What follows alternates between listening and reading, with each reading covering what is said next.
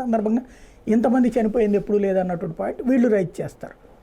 అదే సందర్భంలో పెన్షన్లకు సంబంధించి మీరు ఇస్తానన్నది బీసీ ఎస్సీ ఎస్టీలకి 50 ఏళ్ళకి ఇస్తానన్నారు కదా, మైనార్టీలకి, అవన్నీ వీళ్ళు అడుగుతారు.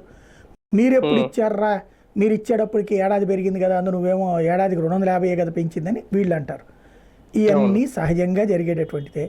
పబ్లిక్ ఏం ఫీల్ అవుతారు అన్నటువంటిది. పబ్లిక్ ఈ 100 రోజులు అంటూ ఇదేం సినిమా కాదు.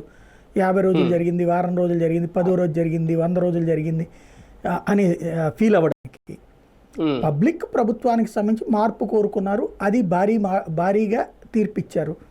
ఆ తీర్పుకు అనుగుణంగా ఉందా లేదా అని 100 రోజుల్లో అయితే జడ్జిమెంట్ ఇస్తారని నేనైతే అనుకోను. కానీ కొన్ని మైనస్ పాయింట్లా సార్ ఇవన్నీ? అచ్యుతాపురం సెజ్లో పేలుడు కానీ, ఇప్పుడు ఈ బుడమేరుకు సంబంధించి వరద ప్రాంతాల్లో కొంతమంది చనిపోవడం, అంటే ఓకే సహాయక చర్యలు బాగానే అందించారు, వేగంగా స్పందించారు, బాబు గారు అక్కడే ఉన్నారు, దాన్ని పాజిటివ్గా క్లెయిమ్ చేసుకోవడంలో తప్పేం లేదు. కానీ అదే నేపథ్యంలో నెగిటివ్గా చూపించడానికి కూడా ప్రతిపక్షానికి ఒక ఆయుధాల. ఇప్పుడు విశాఖపట్నంలో జరిగినటువంటి సంఘటనల్లో ప్రభుత్వ పాత్ర ఏముండదు. వేగంగా స్పందించడం, వాళ్ళకి పరిహారాలు ఇవ్వడం, వాళ్ళకి గాయపడ్డ వాళ్ళకి ట్రీట్మెంట్ ఇప్పించడం, ఇదంతా జరుగుతుంది. అది పర్ఫెక్ట్గానే జరిగింది. ఒక ఆస్పెక్ట్లో వాళ్ళకు ఉపయోగపడింది కూడా ఏంటంటే, గతంలో అయితే కనుక మనకు ఆ విషవాయువు లీక్ అయినప్పుడు అప్పుడు చాలా పెద్ద ఎత్తున ప్రచారం కానీ రచ్చ కానీ నడిచింది. ఆ కంపెనీనే మూసేయించారు. దాంతో పోల్చుకుంటే ఇక్కడ కంపెనీనే మూసేయట్లేదు.